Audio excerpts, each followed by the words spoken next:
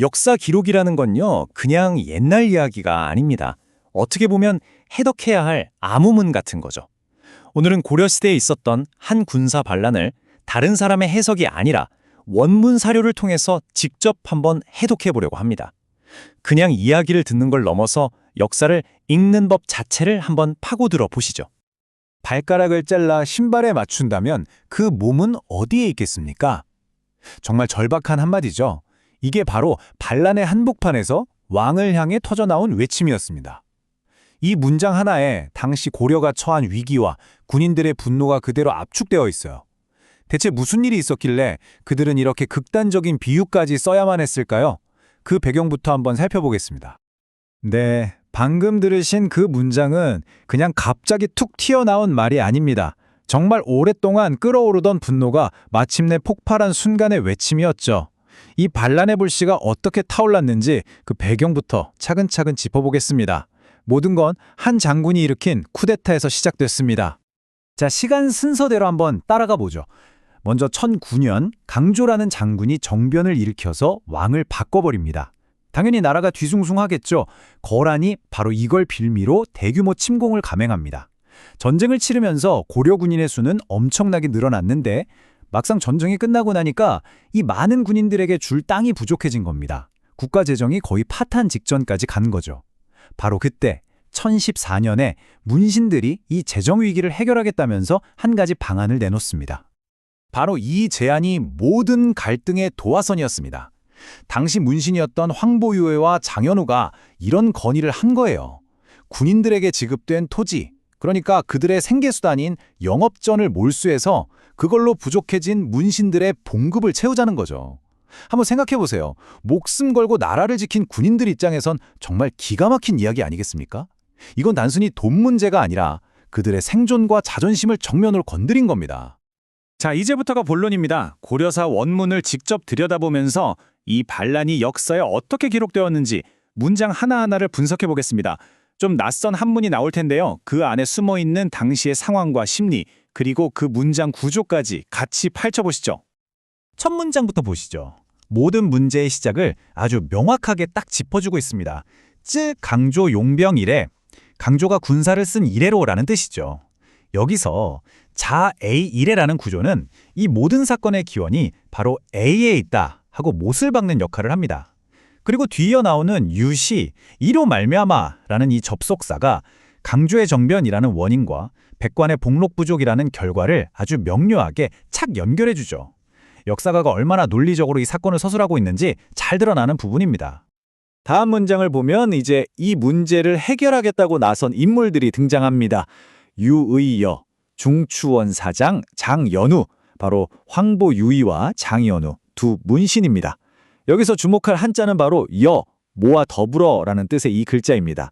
왜냐하면 이 제안이 황보유의 한 사람의 독단적인 생각이 아니라 당시 권력 핵심부에 있던 사람들이 함께 공모했다는 뉘앙스를 주기 때문이죠.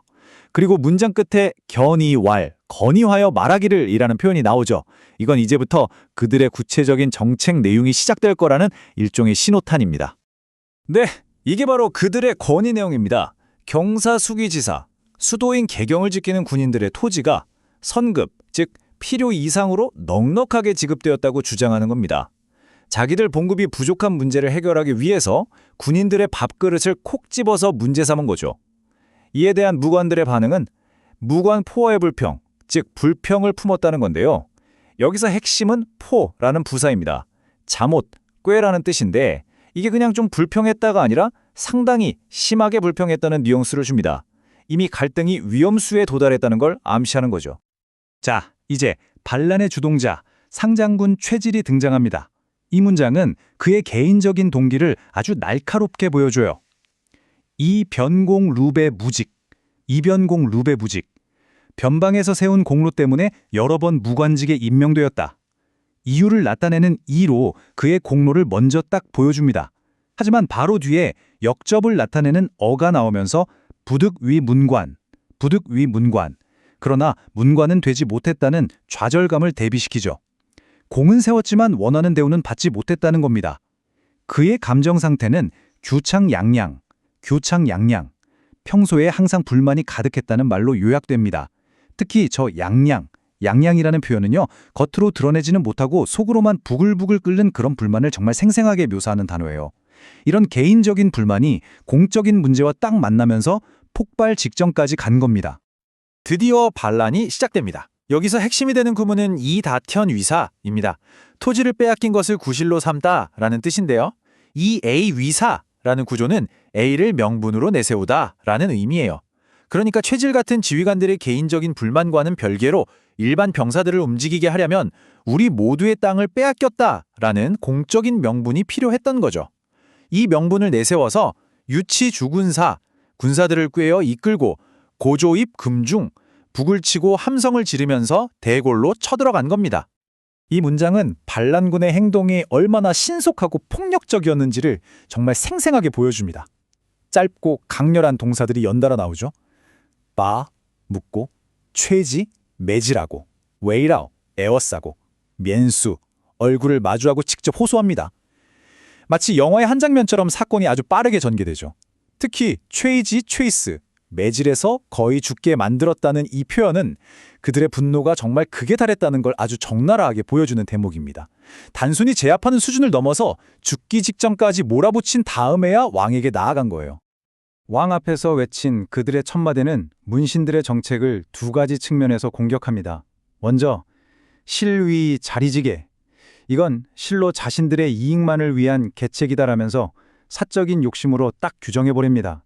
그리고 이어서 비위 국가지모, 이건 국가를 위한 계책이 절대 아니다라고 선을 긋죠. 이 두 문장이 완벽한 대군을 이루면서 상대방의 행동을 아주 저급한 사적 이익 추구로 격화시키고 국가를 위한 것이라는 정당성을 완전히 박탈해버리는 겁니다. 반란을 정당화하는 아주 효과적인 수사법이죠. 그리고 그들은 자신들의 주장을 뒷받침하기 위해서 아주 강력한 비유를 하나 사용합니다. 바로 젤지정리라는 고사성어죠. 발가락을 잘라서 심벌에 맞춘다는 뜻인데요. 눈앞의 사소한 문제를 해결하기 위해서 더 근본적인 것을 희생시키는 어리석은 행동을 비유하는 말입니다. 자, 이 비유가 다음 문장에서 어떻게 쓰이는지 한번 보시죠. 이 문장은 만약 A라면 그러면 B이다 라는 뜻의 약 A, 즉 B 구조를 사용합니다. 논리적인 귀결을 강조할 때 쓰는 전형적인 방식이죠. 여기서 A, 즉 절지정리는 군인들의 토지를 빼앗는 것이고 그 결과인 B는 신장하제, 몸이 장차 어디 있겠는가 라는 수사적인 질문입니다. 신발에 맞추겠다고 발가락인 군인을 잘라내면 결국 몸뚱이인 국가 자체가 무너진다는 논리입니다. 이건 그냥 감정적인 호소가 아니에요. 당신들의 정책이 결국 국가 파멸로 이어질 거라는 아주 논리적인 형태의 협박인 셈이죠. 논리적인 경고에 이어서 이제 아주 노골적인 요구가 나옵니다. 징출국두, 청제국두, 청컨대 나라의 존벌레를 제거해 주십시오라는 뜻입니다. 여기서 황보요이와 장현우를 국두, 즉 나라의 존벌레라고 부른 점을 주목해야 합니다. 이건 단순한 욕이 아니에요. 상대를 인간이 아닌 박멸해야 할 해충으로 규정해버리는 겁니다. 그렇게 함으로써 그들을 제거하는 행위의 정당성을 극대화하는 거죠. 그리고 그 목적은 용쾌 군정, 무사람들의 마음을 통쾌하게 하기 위함이라고 말하면서 자신들의 요구가 곧 모두의 뜻이라고 왕을 압박하는 겁니다. 자, 그래서 이 반란의 결과는 어떻게 됐을까요? 왕중위중지, 왕이 여러 사람의 뜻을 거스르기 어려워했다는 이 구절이 당시 왕의 입장을 딱 한마디로 보여줍니다. 반란군의 주장이 옳다고 인정한 게 아니에요. 그들의 기세와 압박에 밀려서 어쩔 수 없이 내린 아직 정치적인 결정이었다는 걸 보여주는 표현이죠. 결국 왕은 추명, 관직 명단에서 이름을 지우고 유배지, 그들을 유배 보내는 것으로 사태를 마무리합니다. 반란군의 요구가 그대로 관철된 셈이죠. 지금까지 고려시대 반란 기록을 한 문장씩 뜯어봤습니다. 이렇게 보니까 우리는 무슨 일이 있었나를 넘어서 그 일이 역사에 어떻게 기록되었고 그 기록이 우리에게 무엇을 말해주고 있는가에 대한 답을 찾을 수 있었습니다. 결국 역사는 그냥 나열된 사실이 아니라 단어 하나, 문장 구조 하나하나 속에 숨겨진 이야기인 겁니다. 오늘 우리가 살펴본 내용을 세 가지 열쇠로 정리해 볼 수 있겠습니다. 첫째, 문법은 논리입니다. 만약 A라면 B다 같은 구조는 그들이 어떤 논리로 상대를 설득하고 압박했는지를 보여주죠. 둘째, 단어 선택은 동기입니다. 상대를 존벌레라고 부르는 건 그들을 제거하려는 의도를 명백하게 드러내는 거고요. 마지막으로 비유는 감정입니다. 발가락을 잘라 신발에 맞춘다는 이 비유 하나만으로도 그들이 느꼈을 절박한 위기감이 생생하게 전달되죠. 역사 기록은 박물관에 박제된 과거가 아니라 지금도 우리에게 말을 걸고 있는 살아있는 텍스트입니다.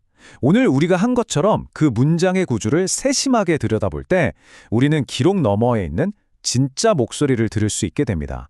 우리가 너무나 당연하게 사실이라고 여겨왔던 수많은 역사 기록들 속에 아직 해독되지 않은 더 깊은 이야기가 숨겨져 있지는 않을까요?